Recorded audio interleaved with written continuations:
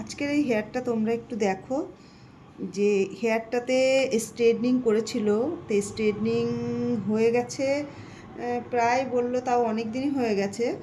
আর ওর হেয়ারের অবস্থা দেখো, মানে এতটা এখান থেকে 1 বিঘে মতন হেয়ারটা খুব সুন্দর হেলদি আছে।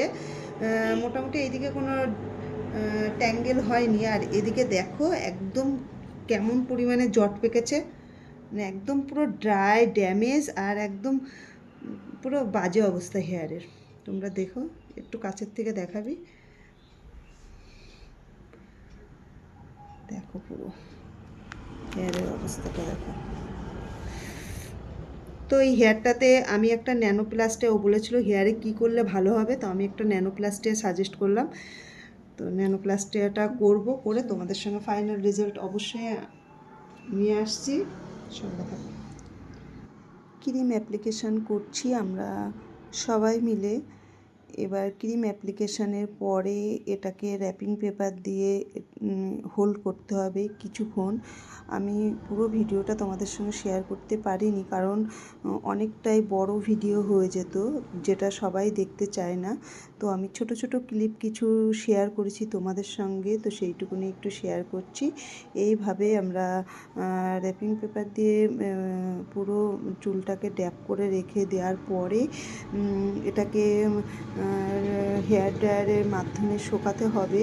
তারপরে এটা ব্লো ড্রায়ার করে এবার আমরা আয়রনিং করব। তো আয়রনটা করার পরে আমি যখন হেয়ার ওয়াশ করেছি তখন আমরা তোমাদের সঙ্গে আমি ওই ভিডিওটা একটু শেয়ার করব, দেখবা তোমরা যে ওয়াশের সময় কতটা ওর হেয়ারটা শাইন করছে। আর যখন আমি ফার্স্ট ওকে শ্যাম্পু অ্যাপ্লিকেশান করেছিলাম তখন ওর হেয়ারটা কতটা জট পেকে গেছিলো, মানে এত ট্যাঙ্গেল, সেটা তোমরা দেখেছোই, আমি শেয়ার করেছি।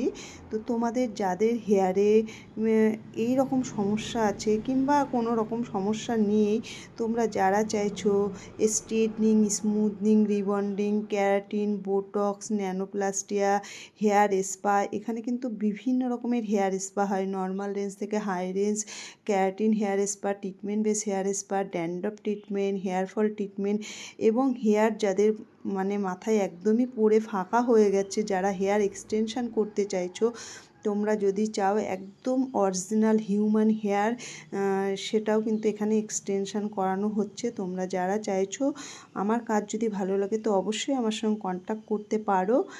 আমার ফোন নাম্বার তো পেজে দেওয়াই আছে।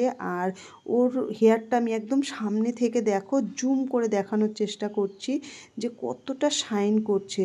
যেহেতু এক হাত দিয়ে আমি ভিডিও করছিলাম আর এক হাত দিয়ে হেয়ারটাকে দেখানোর চেষ্টা করছিলাম, তো জানি না কতটা দেখাতে পেরেছি। তারপর ক্লায়েন্টের ফেসটা তোলা যাবে না, তো সেই কথাও মাথায় রেখে ভিডিওটা করছিলাম। তো হেয়ারটা দেখো কতটা শাইন ক্রিয়েট করছে। আমি কিন্তু কোনো রকম রিং লাইট ছাড়াই এই হেয়ারটার ছবিটা তুলেছে। আমার পার্লারের যে লাইট আছে সেই লাইটের মাধ্যমেই। তো আমার কাজটা যদি ভালো লাগে অবশ্যই একটু শেয়ার করো, লাইক